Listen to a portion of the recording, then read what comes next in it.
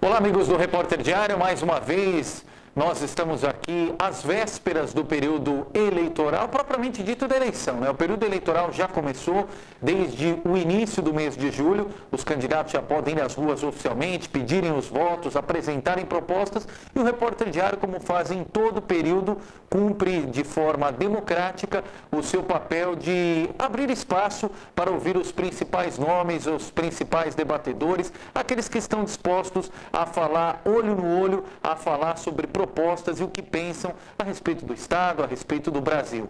E claro, como o nosso cunho é regional, o nosso foco são as candidaturas proporcionais, deputado estadual, deputado federal, aqui da região do ABC. E nesta sabatina temos o prazer de receber em nossos estúdios o candidato a deputado federal pelo PSOL, Ricardo Alvarez, nome conhecido principalmente na cidade de Santo André, foi vereador, foi candidato a prefeito, mas tem uma trajetória reconhecida em toda a região do ABC e, claro, fora daqui também. Ricardo, mais uma vez, obrigado pela gentileza da entrevista. Tudo bem? Tudo bem, obrigado, Leandro, Repórter Diário para o Espaço. Venho com o maior prazer aqui discutir as questões da política. Bom, Ricardo, primeiro falar sobre a sua motivação. Quais fatores que contribuíram para que você pudesse se lançar candidato a deputado federal pelo PSOL? Bom, a nossa maior motivação é a existência de um quadro diferente da eleição passada, né? Nós tivemos a eleição passada há 4 anos atrás. O PSOL elegeu um deputado federal aqui no estado de São Paulo, né, que é o companheiro Valente, fez um mandato muito combativo, um mandato de esquerda, um mandato de oposição ao governo Dilma, né? E naquele momento também fui candidato a deputado estadual, dei minha contribuição para a votação do partido, só que agora existe uma possibilidade do PSOL eleger um segundo deputado estadual, porque o Ivan Valente, a que tudo indica, deve ser de novo reeleito, né, com uma boa votação, torço para que isso aconteça. E existe a possibilidade de uma segunda... Ficar com 2 cadeiras em Brasília. Exatamente, ficar com 2 cadeiras no estado de São Paulo. Lógico que nós estamos trabalhando aqui com hipóteses, né, hipóteses políticas. Na eleição passada eu fui o 4º mais votado da chapa, né? Agora eu vou trabalhar para ser o 2º mais votado, então eu estou mirando, né, o meu foco nessa campanha é esse, né? Fazer uma campanha fundamentalmente aqui na região do Grande ABC, evidentemente que não vamos abandonar o resto da região, mas nosso foco é fundamentalmente a região do Grande ABC e vamos trabalhar para conversar com a população e conquistar os votos suficientes para ficar em 2º lugar na chapa. Ricardo, a gente já passou um período aí de início de campanha. Claro, a campanha começa para valer até por conta da Copa do Mundo, depois do dia 5 de agosto, o pessoal vai focar mais os 2 últimos meses de campanha, a partir do início do horário eleitoral gratuito na televisão e no rádio, que é dia 19, mas nesse período que você já tem agenda diária, contato com os eleitores, os moradores da região do ABC, qual o perfil do eleitor que você tem encontrado? Aquele eleitor que protestou, que foi às ruas no ano passado, que pediu uma série de mudanças, e aqui não falo da questão dos black blocs, mas sim daquelas pautas fundamentadas, redução da tarifa, a questão da ampliação da atuação do poder do Ministério Público, a não elevação na cobrança dos pedágios, como aconteceu no passado, o governador ia aumentar, não aumentou por conta desses questionamentos das pessoas que foram às ruas, ou você acredita que é esse eleitor agora pós-Copa, que está mais extasiado por conta do futebol, pelo bom andamento da Copa do Mundo? Qual que é o perfil do eleitor que você tem encontrado nas ruas? Olha, ir para as ruas é encontrar um público muito variado, né? Nós temos uma gama de posições políticas entre os eleitores muito grande e eu, particularmente, acho isso muito bom. Bom porque isso permite e força o diálogo. Inclusive, eu acho que essa variedade de posições, ela até força o candidato a preparar melhor o seu discurso, né? Então, ir para a rua é uma ação não apenas eleitoral, política, eleitoral na conquista do voto, mas ela é também muito pedagógica no sentido de fazer o candidato afinar seu discurso, responder questões, dialogando sempre com o eleitor. Então, a gente encontra de tudo, né? A eleição está muito fria, nós estamos em julho, e essa coisa da Copa ter acontecido no Brasil e ainda essa ressaca, né, da maneira como o Brasil perdeu a Copa, isso tudo acabou retardando, vamos dizer assim, o início do processo eleitoral, não burocrático, mas para valer na rua. Né? Então, eu acho ainda que as pessoas ainda perguntam, não, vai ter eleição, já começou, não começou, então está um pouco frio ainda, mas para mim é uma questão de dias, né? Essa semana agora, no mais tardar começo da semana que vem, esse clima começa a pegar e daqui a 15 dias começa a propaganda na televisão e isso tudo vai dando um outro volume. E a visão que esse eleitor tem da política? É uma rejeição ainda bastante grande? Só o fato de você estar na rua, estar ali distribuindo o seu material, você encontra, você é político, eu não quero nem saber de falar com você. Você encontra muito disso ainda, Ricardo? Como eu falei, tem de tudo, né? Tem desde aquele que fala assim, eu tenho simpatia pelo pessoal, até aquele que fala política, todo mundo ladrão, você só quer se acertar, você quer se ajeitar. Mas eu acho que essa variação, ela vamos dizer assim, típica de um país que é democrático. Democrático no sentido em que as pessoas podem expressar nas ruas livremente as suas opiniões, né? Nós, no PSOL, para a gente, no PSOL, a eleição, como eu falei, era um momento, não apenas a gente conseguir voto, mas a gente levar alguma coisa a mais para a rua. Então, a nossa campanha também é uma campanha de discussão política para fazer o eleitor perceber que se ele quiser protestar, né, até para protestar, ele tem que fazer um voto muito consciente. Então, protestar não é necessariamente abandonar o voto, não prestar atenção em ninguém e na hora votar em qualquer um ou anular, né? Embora também acho que o voto nulo tem um significado, mas o voto nulo eu acredito que ele tem valor em determinadas circunstâncias, né? Numa eleição hoje, por exemplo, eu acho que o Brasil tem uma variedade bastante grande de opções. E acho que o eleitor deve prestar atenção nessas opções e perceber, inclusive, que o PSOL é uma grande alternativa, né? Eu tenho muito orgulho da bancada de 3 deputados federais que o PSOL tem em Brasília e um senador, porque eles são profundamente ativos, né? Participam de todas as discussões, todas as comissões, estão presentes em plenário, fazem debates. Então isso tem ajudado a levar o nome do PSOL à frente, né? Agora, eu acho que, tentando responder a tua pergunta, não sei se você está fazendo referência à questão da corrupção, os casos de corrupção que explodem no Brasil, né? A cada dia, ontem tinha um outro, em Minas Gerais, acho que em Minas, um cidadão do Tribunal de Contas, eu vejo, o Tribunal de Contas, um cidadão no Rio de Janeiro, né? Um cidadão do Tribunal de Contas com conta suíça. Quem deveria fiscalizar não tem uma postura reta, proba, né? Então, é verdade que o Brasil tem vivido, né, casos de corrupção subsequentes, e parece que eles não terminam e não chegam a uma punição dos culpados, então isso cria, sim... Mas aí, Ricardo, a gente ouve os dois lados. Aumentou o número de casos de corrupção ou aumentou a fiscalização? Na minha avaliação tem os dois. Por quê? Por que aumentaram os dois? Aumentaram os dois porque tem uma pressão social pela fiscalização. E aumentou também os casos de corrupção, por quê? Porque a cada vez mais o processo eleitoral fica caro, ele é cada vez mais caro. Sempre, eu acompanho os últimos 30 anos das eleições. Há 30 anos atrás, uma eleição era um preço, há 10 anos atrás é outro, hoje é outro, e daqui a 10 anos, a persistir o mesmo modelo político, será outro. Então, as campanhas vão ficando mais caras, né? Então isso força os partidos da ordem a fazer compromissos mais profundos, que exigem mais recursos, né? Então veja, por exemplo, como está orçada a campanha. A campanha da Dilma hoje é mais cara, da Dilma e do Aécio, os partidos que aparecem na ponta, as pesquisas, elas são mais caras que a campanha dos dois partidos há 4 anos atrás, que foram mais caras do que as campanhas em que o Lula ganhou, que foram mais caras que as campanhas que o Fernando Henrique Cardoso ganhou. Então você tem um crescente no gasto, né? E esse crescente no gasto redunda em corrupção, a corrupção redunda em fiscalização. Então, a saída desse negócio para nós do pessoal é a reforma política. Você pretende gastar quanto na campanha, Ricardo? Nem fiz essa conta, mas provavelmente uns 30 mil reais. E é possível fazer uma campanha? Como é que é possível tirar essa diferença? Você não tem uma paridade financeira, como é que você consegue tirar essa diferença? Olha, eu não sei se eu consigo tirar a diferença, né? Porque eu sei que com o recurso que a gente tem, a gente vai atrás do voto com o recurso que a gente tem. Porque, por exemplo, eu me elegi 2 vezes como vereador e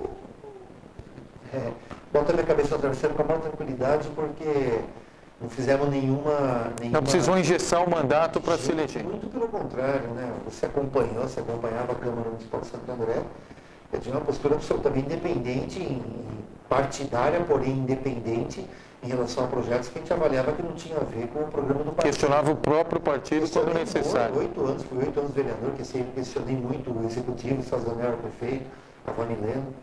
Então, essa independência financeira, ela te dá independência política no parlamento. Então, nós no pessoal, nós vemos dessa maneira, não vale a pena, o partido nem aceita dinheiro de gente que tem contrato com o governo, prestadores de serviço para o poder público, né, empreiteiras, construtoras, latifúndio, etc, etc. Então, nós aceitamos recursos e a gente faz campanha com recursos que nós temos. E para nós, isso é um motivo vamos dizer assim, nos leva a se desdobrar. Né?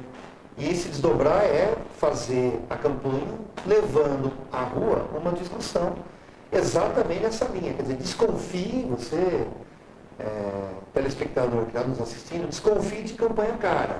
Porque a corrupção não é um produto de fragilidades morais e éticas do cidadão no exercício do poder. A corrupção ela acontece antes, ela acontece no processo eleitoral. Né? Quando o eventual eleito, né, que se entregou alma ao diabo durante a campanha, ele executa o serviço no exercício do poder. Né? Então, a campanha cara, ela deve levar o eleitor a se perguntar quem é que está financiando isso. Né? Então, a corrupção, ela tem que ser combatida com uma grande reforma política no país. Isso é quem vai, né, lógico que nós temos que eleger pessoas que têm retidão, mas nós temos que fazer uma reforma política para que o modelo não empurre as campanhas para as campanhas milionárias. Né? Veja nos Estados Unidos quando custa uma campanha para o presidente. Como é que você vê, Ricardo, na questão de deputado federal, a atuação dos parlamentares que representam o ABC? Não é nem entrar no mérito do perfil de cada um, mas muito se fala, e isso aqui na Assembleia Legislativa de São Paulo também, da falta da regionalidade. Nós temos representantes do ABC, tanto na Assembleia Legislativa quanto na Câmara Federal, mas as demandas do ABC não têm um retorno, a contrapartida de investimento do Estado e da União na mesma proporção. E até em número de deputados, atualmente temos 4 deputados federais, mas o ABC carece de uma representação mais efetiva em Brasília.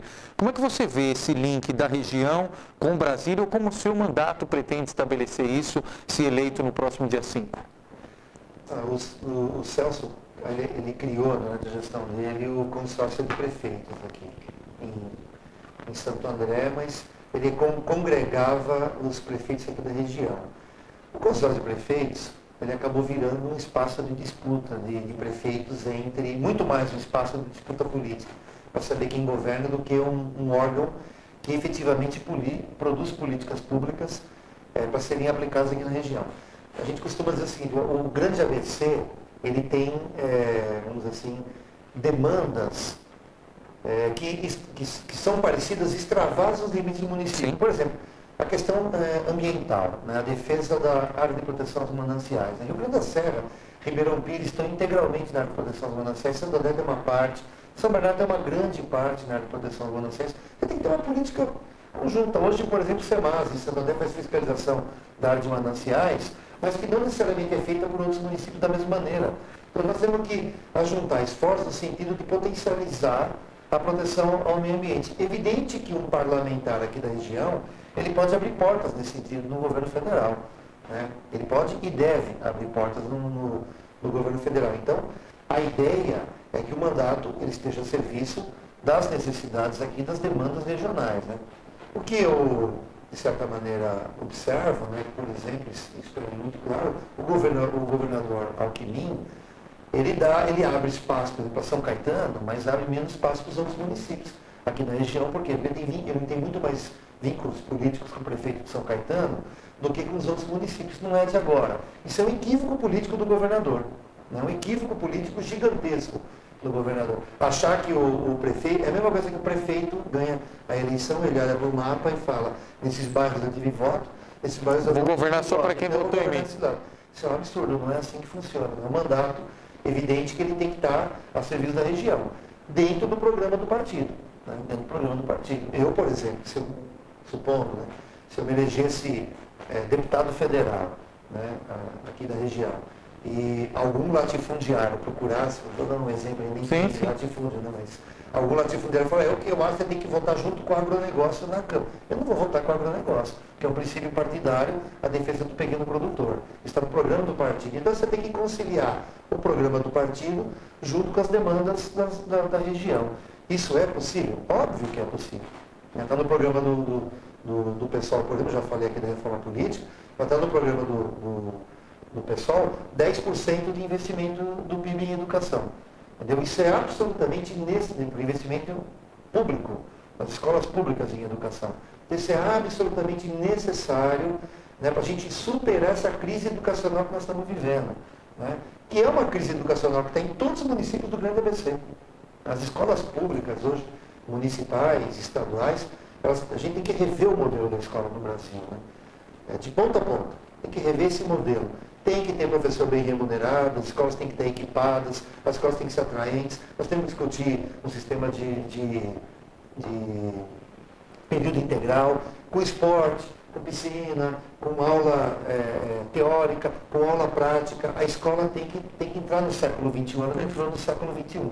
Então, óbvio que o mandato vai estar servindo essas lutas lá em Brasília, né, trazer recursos para fazer essa guinada. Nós temos aqui agora a federal, que pode colaborar nesse sentido, tem a Fundação Santo André, as outras municipais, né, Direito de São Bernardo, Medicina ABC e a de São Caetano, a USCS, todas elas podem colaborar, devem colaborar nesse processo, né? Então a gente tem que ter um grande movimento nacional pela educação no país. Né? Então é evidente que o mandato, isso é uma questão programática do pessoal, mas também é uma demanda regional. Né? Se tem um exemplo de educação, perfeito. Tal, tem outros. E apesar de ser uma eleição com características diferentes, claro, agora uma eleição geral, uma discussão federal, nacional, diferente de um pleito municipal que discute propriamente as demandas mais localizadas.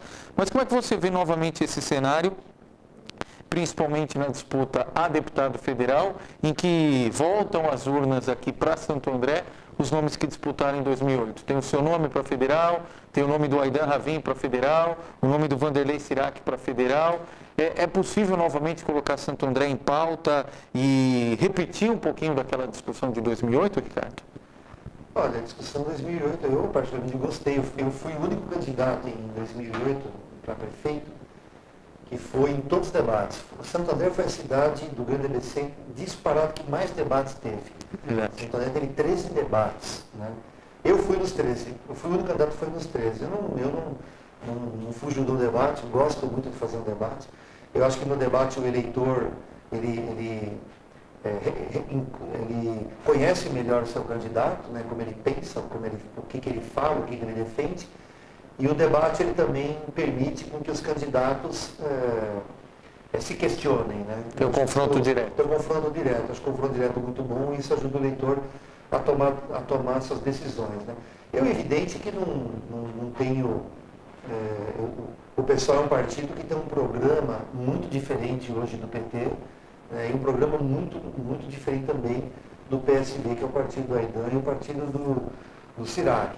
Mas nós vamos para a rua com a nossa proposta, com o nosso histórico, somos um partido novo, ainda nem completamos 10 anos de vida ainda, mas vamos para a rua com a mesma energia, a mesma vontade de debater, e tiver que debater com o PT, tiver que debater com o PSB e outros candidatos, nós vamos debater. Como eu te falei, acho que esse debate ele é absolutamente saudável para ajudar o eleitor a escolher, né, quem é que ele vai votar.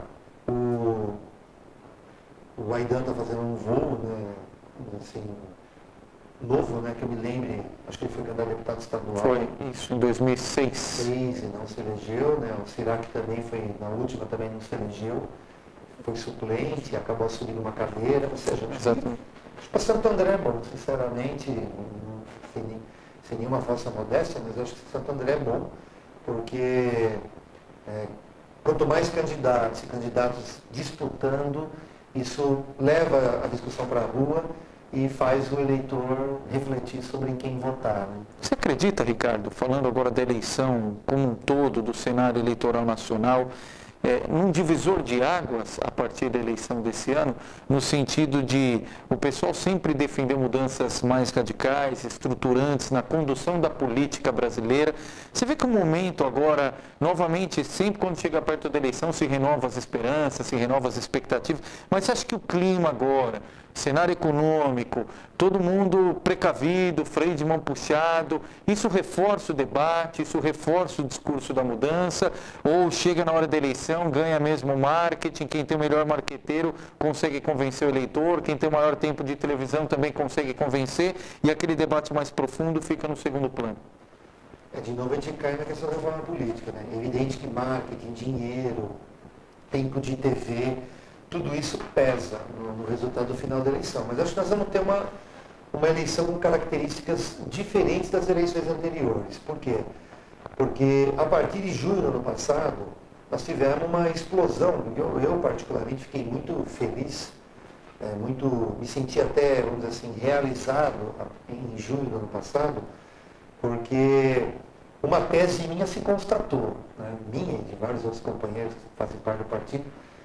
Um ônibus só abaixa se o povo e a massa for para a rua. Né? Porque enquanto a gente estiver fazendo uma luta exclusivamente parlamentar, a possibilidade de você abaixar o preço da tarifa é muito pequena. O povo foi para a rua, o ônibus foi de 3 para 3,10, 3,20, 3,10, R$3. Né? Então, isso foi extremamente didático, porque a população percebeu que para ela alcançar os seus objetivos, ela tem que se mobilizar. Isso ficou muito claro a partir de junho. Nós tivemos um conjunto de movimentos muito significativos depois de junho, e esse ano nós temos muitas manifestações de categorias de trabalhadores à revelia de sindicato. Veja os coletores, por exemplo, no Rio de Janeiro, e os coletores aqui no ABC, né, que se mobilizaram à revelia da direção, metroviários, que se mobilizaram à revelia da direção. E tem, do outro lado, a reação. Né? O Alckmin, conservador e autoritário como é que manda a sua polícia bater. Então a polícia chega batendo, não quer saber se é metroviário, se é coletor, se é estudante, já chega batendo. Né? Inclusive você até citou os black blocs.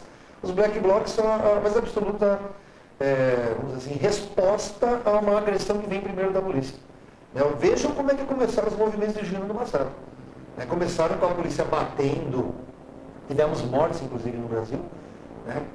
Mortes de gente, são mortes políticas, né? Porque se as pessoas foram para a rua protestar.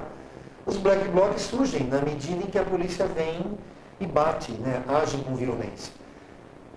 Porque não, o Brasil ainda está construindo essa coisa da população protestar, né? E ela está percebendo isso. Então, eu acho que é uma eleição ímpar, né? É uma eleição ímpar, primeiro, porque a população foi para a rua protestar em busca de direitos. Eu diria que é uma eleição ímpar, porque o modelo Lulo-petista, dilmista, para mim, ele chegou no limite. Chegou no limite por quê? Porque essa lógica de oferecer crédito para a pessoa comprar se esgotou. Né? Há um endividamento das famílias, as casas crescerem em eletrodoméstico, porém, os movimentos de junho foram uma solicitação, uma reivindicação, uma luta por serviços públicos de qualidade. E isso nós ainda devemos para a população. O Brasil ainda tem uma oferta de serviços públicos muito precária.